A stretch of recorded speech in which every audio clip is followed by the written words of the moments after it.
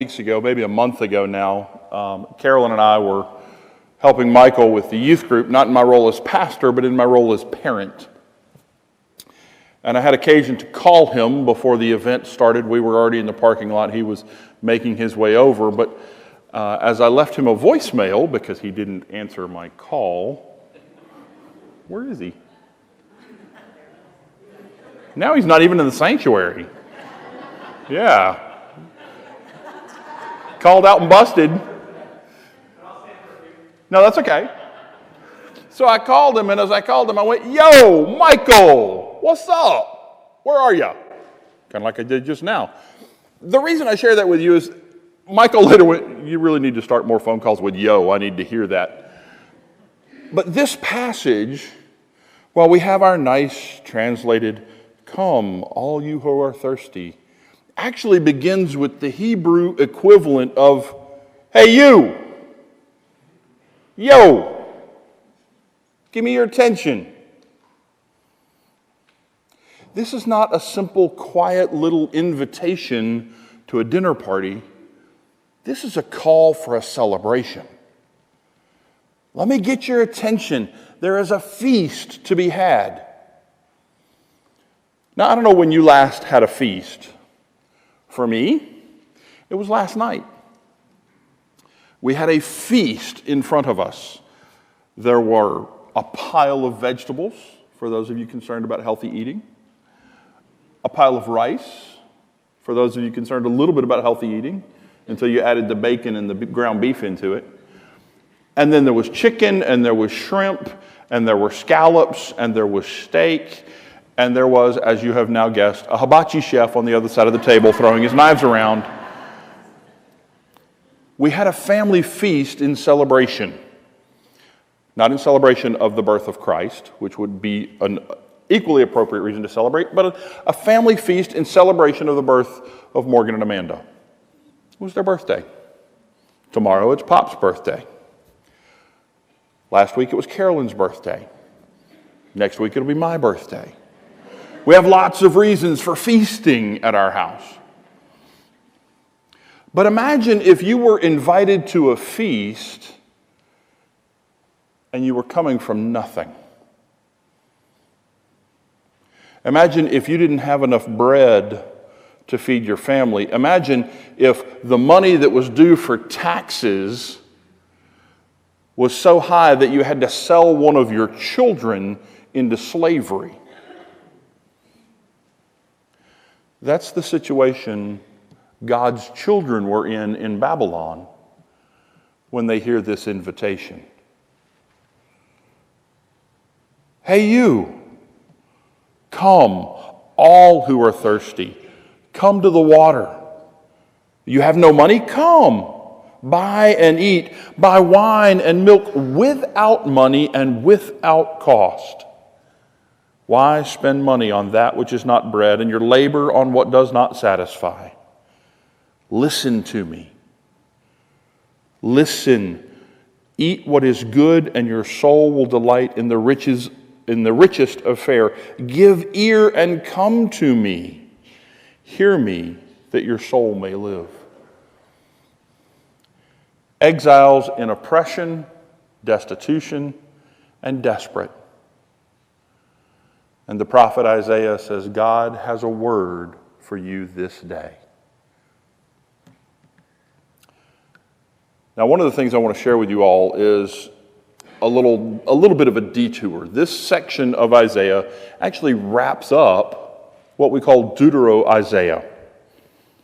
In the first 39 chapters, we have the prophet of Isaiah. 40 through 55 actually make up the second section of the book of Isaiah, which many people will attribute to Isaiah, but the reality is that I believe these verses were written by somebody else. We call it Deutero-Isaiah. After 55, you get into, I don't think they call it Tertio-Isaiah, but the third Isaiah, a different author, all writing under the same premise. Now, some of you are going to say, well, that's just ridiculous. Why would anybody do that? And to that, I would ask, how many of you have ever read a Robert Ludlum novel? Some of you may know this. I was shocked in Jefferson City. I went into the library one day. I was reading my Robert Ludlum novel and realized, wait a minute, this is the new book and he's dead. Robert Ludlum, for those of you that aren't fans, actually wrote 27 of the 51 books that have his name on the cover. The first 27 are Robert Ludlum. The next 5 would be Robert Ludlum II. There actually is no author attributed to those other than Robert Ludlum. They were all written after his death, written presumably off of some of his notes. Scholars of Robert Ludlum, as if there is such a thing, actually will tell you that no, Robert didn't write those, somebody else did, they just didn't get the credit. And then you move beyond that, and you have 19 books who actually have different authors attributed as writing it, but it's all Robert Ludlum's name on the front cover because it's a continuation of his characters. I say that just to give you a modern day example of how you can take the same story and have different people penning it and keeping continuity. The book of Isaiah is God's word to the people of Israel, to the people of Judah, to the people in captivity in Babylon, to the people as they return from Babylon. Enough of the aside. As we look just at the verses that we're talking about today, this is, again, as I said earlier, it's that call to hope in the midst of being in time out. It's that invitation to celebration, that invitation to feast, not just on bread and wine and milk, but on the reality of God's love. Have you ever wondered what a breakup with God would look like? The people of Israel, the people of Judah, give us a great example of a breakup with God because God says, I love you. They said, I love you back. And then things went wrong. God said, if you love me, you're going to be faithful to me. And they weren't. And God said, you either need to straighten up and be faithful to me, or this isn't going to go well for our relationship. And it didn't. And God said, fine, if you want to be that way, I will leave you to your own devices. By the way, here comes Babylon. As they've been in captivity now, not just for a little bit, but for 70 years. They're starting to say, well, was God even really all that we thought God was? As a people, they're looking at God and saying, is it that your power is not good enough, that you're not as big as the gods of the Babylonians? Or is it that your will is not strong enough? You really don't care for us enough. If you're powerful enough, you don't love us enough. If you love us enough, then you're not powerful enough. Either way, the problem's on God's side. And the prophet of Isaiah is saying, no, the problem is on your side. Now, he's saying that in a very nice, politically correct way because what he's saying is God has said, come, eat. God is powerful. God is loving.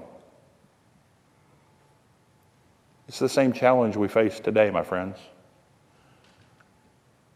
Have we broken up with God? Have we turned from our faithfulness and our obedience? Do we find God lacking because our relationship isn't where it needs to be?